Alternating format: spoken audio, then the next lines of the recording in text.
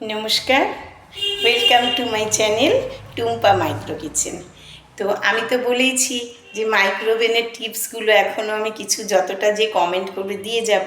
তো একজন সোমা হোম চৌধুরী নামে একজন কমেন্ট করেছেন যে রেস্টুরেন্ট থেকে যে কন্টেন্টগুলো দেয় প্লাস্টিকের বাটি বা কিছু, তো সেগুলোতে কেক বানানো যাবে কি না আর খাবার গরম করা যাবে কি না।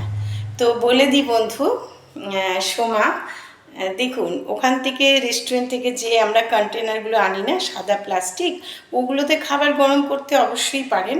পাওয়ার লেভেলে ম্যাক্সিমাম 2 মিনিট, তার বেশি দিলে কিন্তু তেবড়ে যাবে, গলে যাবে। আর নর্মালি তো প্লাস্টিকের গরম বেশি খাওয়া ভালো না, তো খুব বেশি 1 থেকে 2 মিনিট। আর কেক কখনোই হবে না।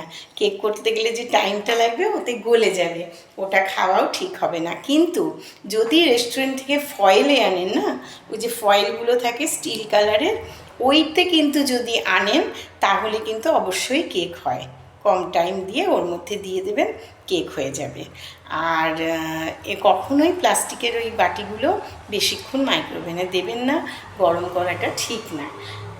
তো আপনার উত্তর আপনি পেলেন। আর যদি কিছু জানার থাকে বলবেন। আর বাকিদেরও বলছি, যদি কোনো কিছু জানার থাকে কমেন্ট করবেন, আমি চেষ্টা করব।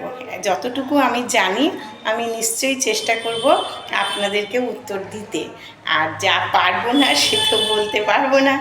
তো যাই হোক, আপনারা কিন্তু সাথে থাকবেন প্লিজ, আর একটুখানি শেয়ার করে দেবেন। আমার কিন্তু শেয়ার কমে যাচ্ছে, শেয়ার হচ্ছে না। আপনারা দেখছেন খুব ভালো, আমাকে ভালোবাসেন, বড় বলে ছোট বলে যে যেমন, কিন্তু প্লিজ আপনারা একটু শেয়ার করবেন। লাইক কমেন্ট তো করছেনই, আরও হলে খুশি হব। কে না খুশি হয় বলুন, যত পাবো তত খুশি হব। কিন্তু শেয়ার কিন্তু হচ্ছে না। শেয়ার করবেন প্লিজ প্লিজ প্লিজ, ঠিক আছে?